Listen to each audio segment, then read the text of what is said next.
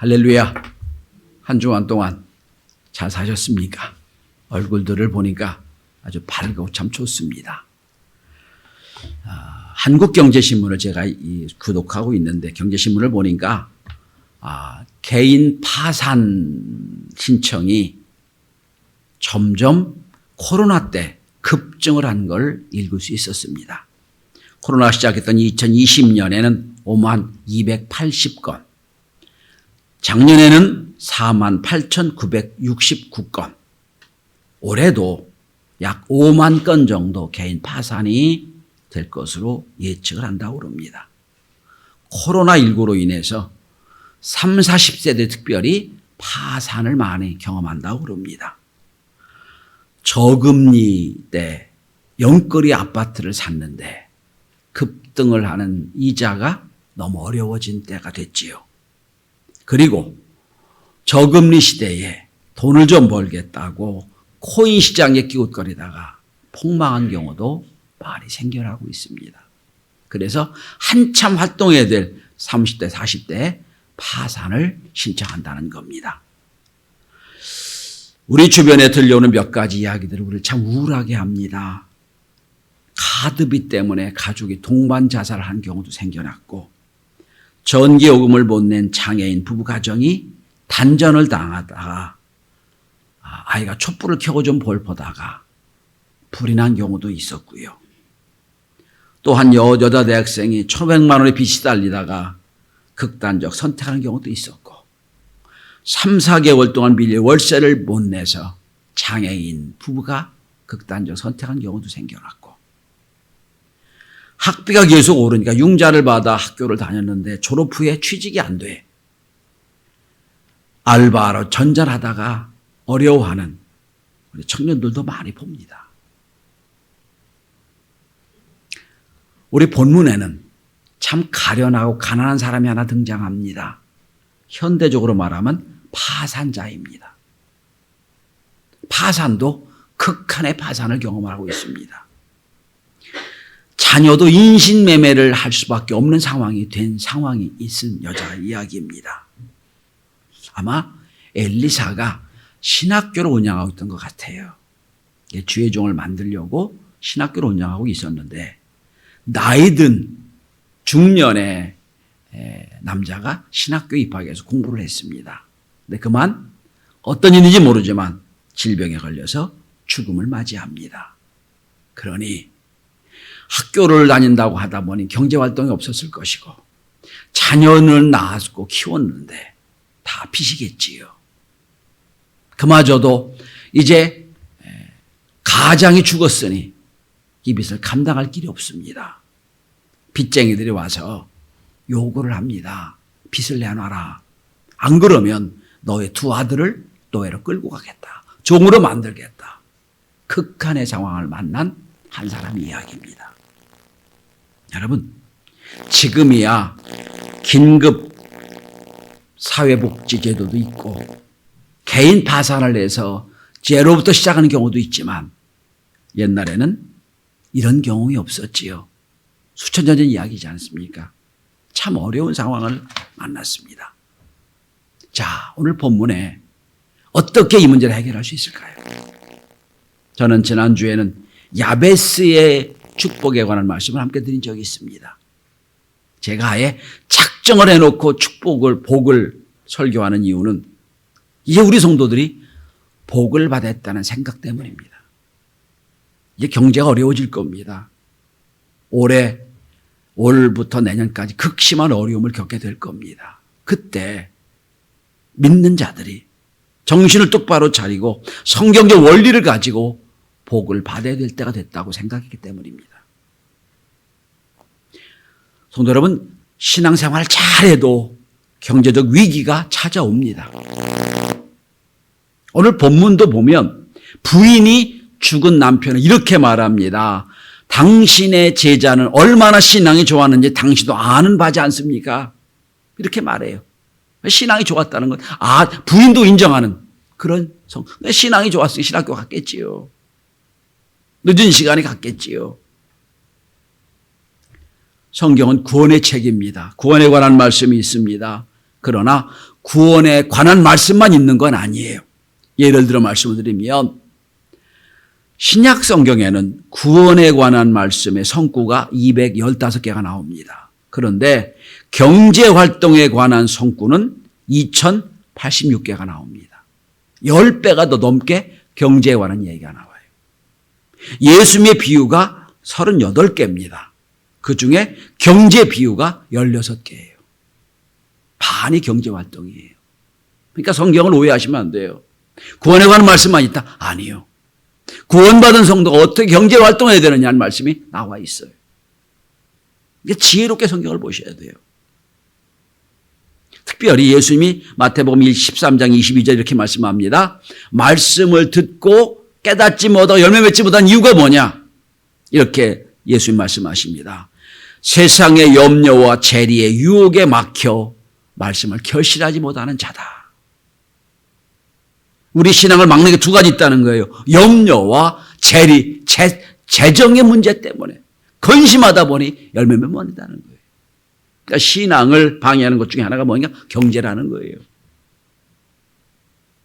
자, 그러면 오늘 본문에 파산할 수밖에 없는 여인, 아들 둘도 노예로 팔려갈 수밖에 없는 여인이 어떻게 이 문제를 해결합니까? 전 여기서 오늘 우리 시대의 경제활동에 대한 지혜와 경제활동에 대한 인사이트를 얻고자 합니다. 첫째로 가장 중요한 것은 이 여인이 자기의 문제를 가장 먼저 하나님 앞에 가지고 나왔다는 겁니다. 자, 오늘 본문에 바로 열왕기하 3장을 보면 하나님의 사람 엘리사가 암몬과 전쟁을 합니다. 그 전쟁을 마치고 돌아와요. 돌아오자마자 지금 이 파산을 당한 여인이 기다리고 있었어요. 그래서 어떻게 하면 이 문제 해결할 수 있냐를 가지고 온 거예요.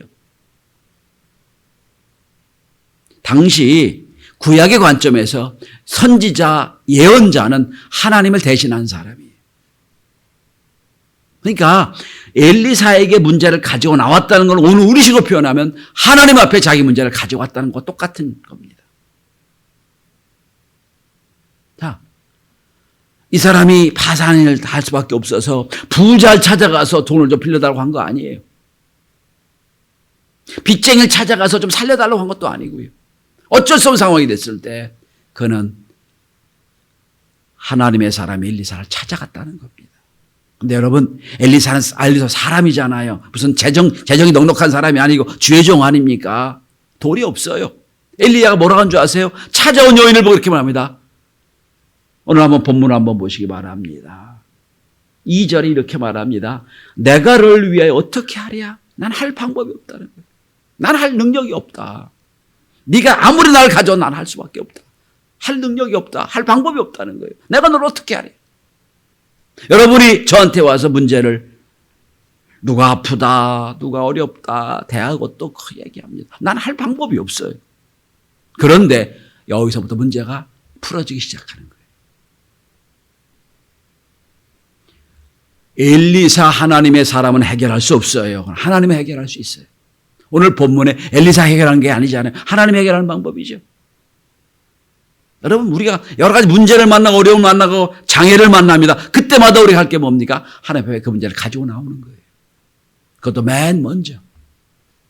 하나님, 내가 이런 어려움이 있고 문제가 있고 아픔이 있고 질병이 있는데 하나님 어떻게 하면 좋겠습니까? 재밌는 얘기를 하나 더 해드릴게요. 신앙은 두 종류 나눠집니다. 예를 들어 내가 병에 걸려서 수술을 해야 돼요. 그러면 믿음이 있는 분은 먼저 기도를 부탁합니다. 목사님, 성도님, 제가, 제 아들이, 제 딸이, 제 누가 오늘 수술을 해야 됩니다. 아니, 언제 수술 예정되어 있습니다. 기도를 부탁합니다. 그건 먼저 하나님께 부탁을 하는 거예요. 근데 수술 끝나고 나서 곧 하나님 잘 치료되도록 도와주세요. 그건 뒤에 부탁하는 거예요. 기도 부탁은 같지만 전혀 다릅니다. 앞에 하는 것과 뒤에 하는 건 전혀 차원이 다른 거예요. 하나님은 우리 인생을 주관하길 원하시지 우리 인생이 뒤치작거리 하길 원하지 않으세요. 먼저 하나님께 부탁하는. 자, 오늘 이 파산을 당한 여인이 왜 엘리사의 가지고 나옵니까? 인간 엘리사는 해결할 수 없고 인간 당신은 해결할 방법이 없지만 만왕의 왕, 온 우주의 주인 하나님이 해결할 수 있기에, 하나님이 해결할 수 있기에 저 앞에 가지고 나온 거예요. 그걸 우린 기도라고 표현하는 거예요. 하나님이 예수님이 이렇게 말씀하십니다. 너희 중에 누가 아들이 떡을 달라 하면 돌을 주며 생선을 달라 하면 뱀을 줄 사람이 있겠느냐? 인간 부모도 자녀를 위해서는 좋은 것으로 주고 있는데 이렇게 성경을 말합니다. 너희가 악한 자라도 좋은 것을 자녀에게 줄 줄 알거든 하물며 하늘에 계신 너희 아버지께서 구하는 자에게 좋은 것으로 주지 아니하시겠느냐. 아멘 하시죠? 하늘 아버지께서 구하는 자에게 좋은 것을 주지 않겠느냐. 이게 하나님의 은혜예요.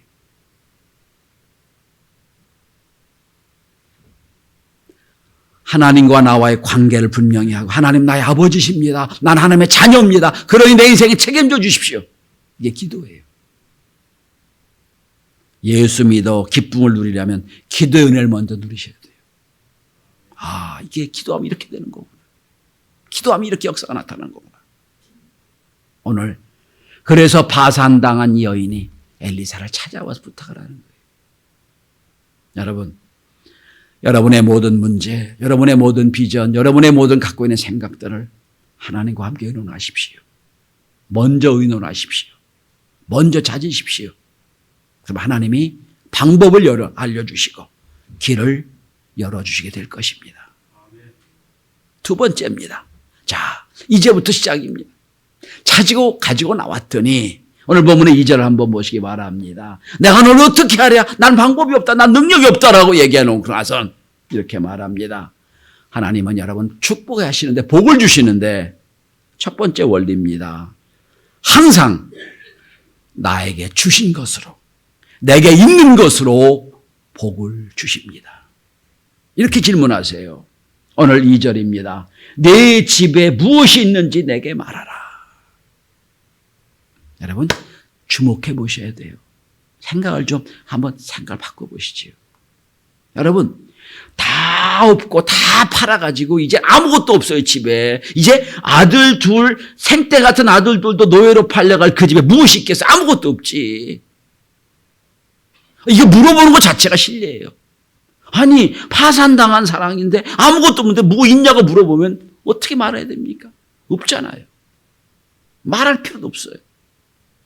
여러분이 지금 저한테 와서 가난한 아주 아무것도 없는 내가 숟가락 몇 가지도 아는 집에 와서 기도를 부탁하는데 집사님, 권사님 집에 뭐 있어요? 물으면 뭐라고 대답하시겠어요? 제가 여러분한테 통장이 몇 개야? 재정이 얼마나 돼? 재산에 뭐 있어? 물으면 당장 시험 들 거래요? 내 집에 무엇이 있냐? 아무것도 없다니까. 여러분 오늘 본문에 참 아주 좀 생각을 좀 바꿔서 봐야 될 게 있어요. 이게 딱 하나가 있어요. 그가 이르되 계집종의 집에 기름 한 그릇 외에 아무것도 없나이다. 딱 기름 한 병 남았어요. 여러분 이스라엘 백성들의 이 올리브유는 거의 생명과도 같은 거예요. 지금 이제 한국에 이제 올리브유가 많이 이제 수입돼 가지고 잘 먹잖아요. 올리브유를 바르면 약이 되고요. 먹어도 약이 되고요. 모든 것에 쓰이는 게 올리브유예요. 올리브유 얘기하는 거예요. 다 없고 다 팔아버리고 다 먹고 딱 한 병 남았다는 거예요. 오늘 여인의 말을 한번 들어보십시오. 이 기름 한 병 외에는 아무것도 없습니다. 있다는 게 먼저요? 없다는 게 먼저요? 없다는 게 가정을 하고 있다는 얘기예요. 아무것도 없습니다. 근데 유일하게 기름 하나가 있습니다. 성도 여러분, 하나님은 우리에게 하나님 앞에 기도하고 하나님 문제가 생겼습니다. 어려움이 있으면 어떻게 하면 좋겠습니다. 할 때 우리에게 질문해 오실 거예요. 그래, 내가 내 인생에게 준 게 뭐 있냐? 너 가지고 있는 게 뭐 있냐? 물으세요. 하나님 이렇게 꼭 질문하세요. 여러분, 오병이어 기적을 일으키기 전에 많은 사람이 모여 있습니다. 해가 뉘엿뉘엿 지나져요. 저녁 돼요. 이제 가야 돼요. 이제 먹을 것도 없어요. 이 와서 제자들이 말하죠. 어떻게 하면 좋겠습니까? 아니 지금 때는 저물었고 지금 여긴 살 데도 없고 이 많은 물이 어떻게 하면 좋겠습니까? 그래서 뭐라고 질문하는 줄 아세요? 너희에게 무엇이 있는가 봐라. 아니 없다니까. 무엇이 있는가 봐라. 그때 빌립이 말하잖아요. 예, 어른 애 하나가 가지고 있는 보리떡 5개, 물고기 2마리가 있습니다. 없다니까. 아니요. 가장 작은 것도 있다는 거예요. 그걸 가지고 오병이어 기적을 일으키시죠. 있는 것 갖고 일으키세요. 있는 것 갖고. 우린 여러분 늘 없는 거 익숙해요. 이것도 안 되고 이것도 없고 이것도 부족합니다. 아니요, 하나님. 아니야. 그 중에서 너 있는 게 뭐 있을 거야. 너에게 주신 게 뭐 있을 거야. 그걸 찾아내라는 거예요. 하나님 여러분, 우리의 인생을 긍정적으로 보기를 원하세요. 없는 게 아니라 주신 게 있다는 거예요. 가진 게 있다는 거예요. 그걸 통해 역사하시는 거예요. 유대인들은 이 질문법에 달통한 사람들이죠. 우리와 질문이 달라요. 우린 선생님 계시니까 학교에 자녀들이 학교 갔다 오면 이렇게 묻죠. 뭐 배웠니? 묻지요. 이스라엘 이렇게 질문합니다. 내가 뭐 질문했니라고 물어요. 생각이 다르죠. 너 무엇하게 질문한 적이 있냐?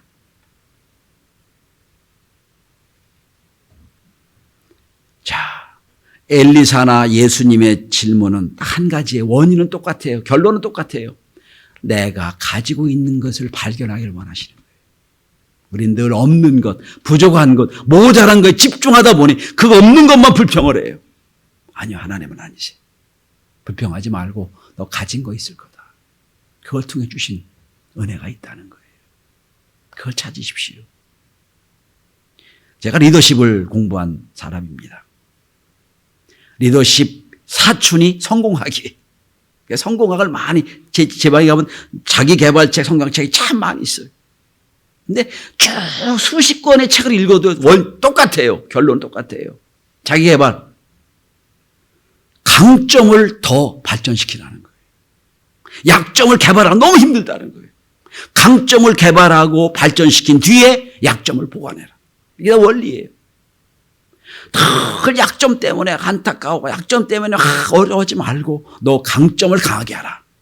그게 성공이라는 거예요. 리더도 마찬가지예요, 여러분. 리더라고 다 가지고 있는 게 아니잖아요. 자기 잘하는 것, 할 수 있는 것 거기 집중하며 부족한 게 커버가 된다. 없는 것에 불평하지 마십시오. 모자란 것과 원망하지 마세요. 주신 것, 이미 누리는 것 갖고 거기서부터 시작하시기 바랍니다. 여러분 그럴지 몰라요. 젊은 청년들이 목사님 가난하고 아무것도 없어요 우리 집에. 그 얘기를 수십 년 동안 질병에 걸려서 누워있는 재벌 앞에서 해보십시오. 무슨 얘기 나올까? 야, 돈 아무 필요 없어. 너같이 건강하면 난 아무것도 바랄 거 없까? 이렇게 말할 거예요. 우리 그걸 몰라요. 오늘 하나님은 여러분, 하나님은 능력이 없나요? 그냥 하늘에서 돈이 떨어지게 못 하시나요? 금덩어리가 못 떨어지게 못 하실 뿐이에요. 하나님 여러분, 축복의 원리는 똑같아요. 그 집에 있는 딱 하나 남은 그 기름을 가지고 축복을 하세요. 이게 원리예요. 저 우리 성도들이 내가 가지고 있는 강점, 내가 누리고 있는 것, 주신 것에 집중해서 그걸 찾아내고 거기에 집중해서 그걸 통하여 주시는 축복을 경험할 수 있기를 바랍니다.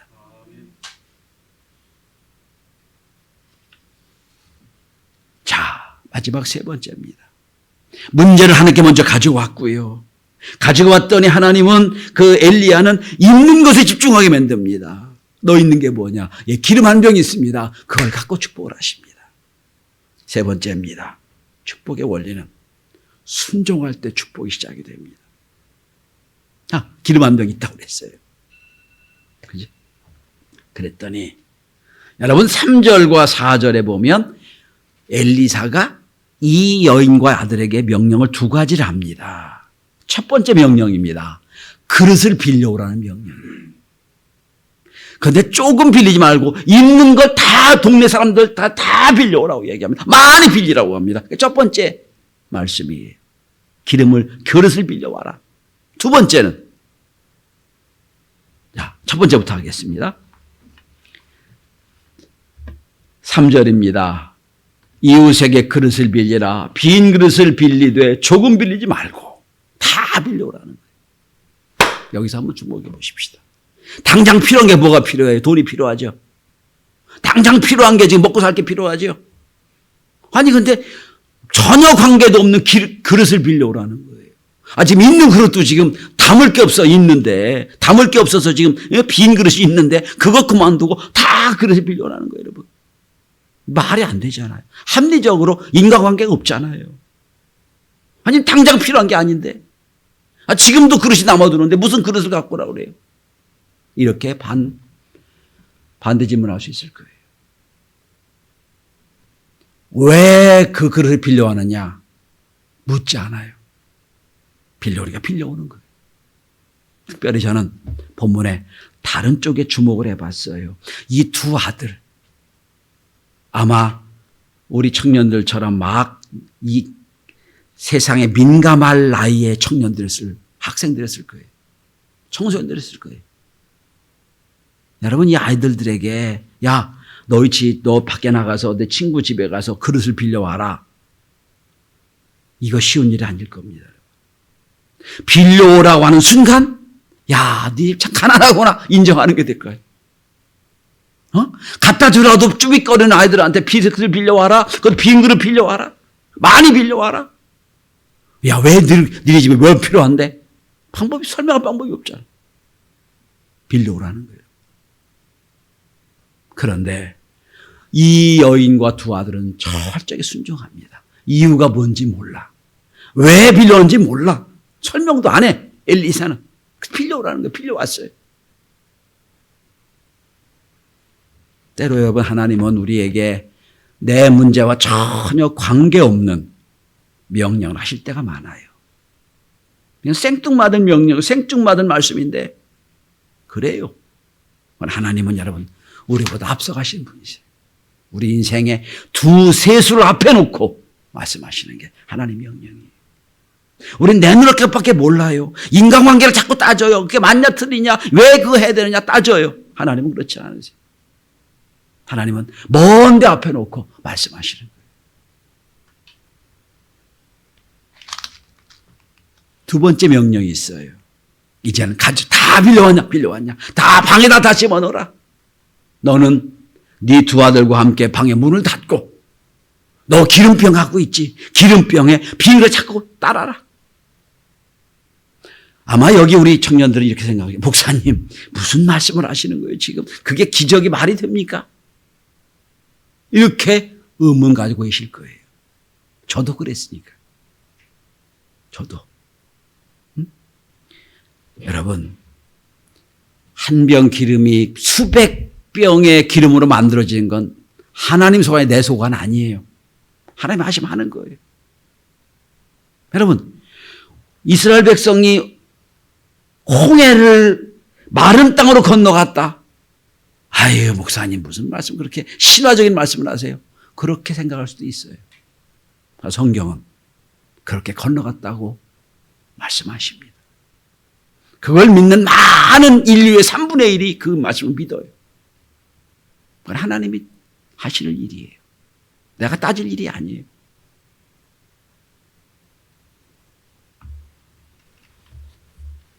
여러분, 21세기 이 4차 산업시대에 이게 무슨 그런 기적이 있습니까? 전 그 기적이 있다고 믿습니다. 지금도 믿습니다. 그 역사가 나타나는 거예요. 나는 그렇게 될 줄 믿습니다. 나는 하나님의 능력을 믿습니다. 그때 주님이 역사하는 거예요.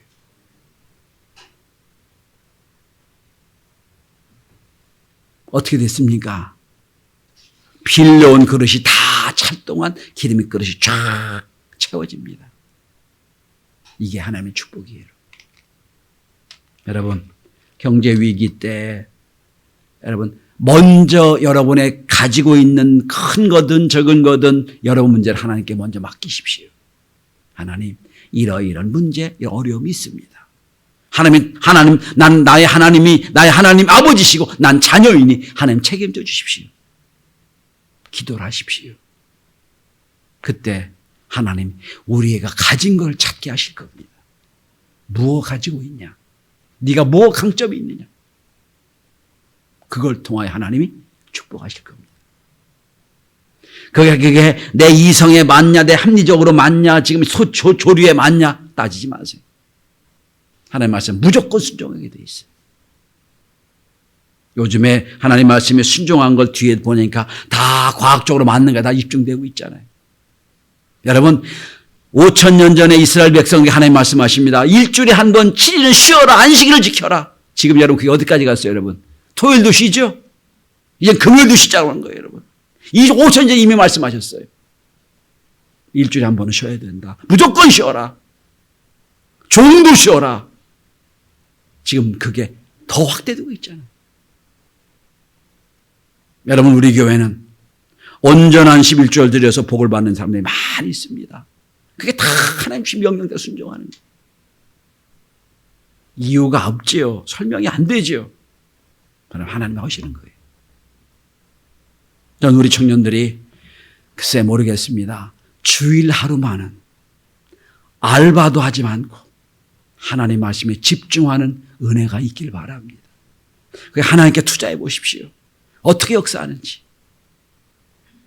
그쵸, 청년들 보니까 그 예배 시간 끝나자마자 그냥 알바로 가느라고 예배도 제대로 못 드리고, 아이고 하나님 앞에 저게 어떻게 보일까.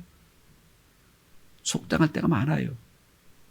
자, 결론입니다. 이제 다 그릇이 찼어요. 여러분 오늘 본문을 한번 보시기 바랍니다. 6절입니다. 다른 그릇이 없나이다 하니 그름이 곧 그쳤더라. 여러분 준비한 그릇만큼 복을 받습니다. 준비한 영역만큼 복을 받아요. 제가 좋아하는 단어 중에 하나가 준비된 사람이라는 단어예요. 하나님이 쓰고자 할 때 준비가 돼 있어야 돼요. 자, 결론입니다. 7절입니다. 여러분 7절을 주목해서 보십시오. 그 여인이 누구에게 나갔다고 그랬죠? 그 여인이 누구에게 나갔다? 하나님 사람에게 나갔다. 여러분 앞에를 한번 보시기 바랍니다. 앞에 여러분 1절을 보세요. 한 여인이 누구에게 부르짖었다고 그랬죠? 엘리사였지요. 시작은 엘리사에게 왔어요. 엘리사에게 부르짖었고 엘리사에게 말씀을 들었어요. 기적을 체험하고 나니까 뭐로 바뀌어요? 하나님 사람으로 바뀌죠. 아, 당신 하나님의 사람입니다. 이렇게 바뀌는 거예요. 이게 하나님의 은혜예요. 이제부터 계속 하나님의 사람이 돼요. 이제부터.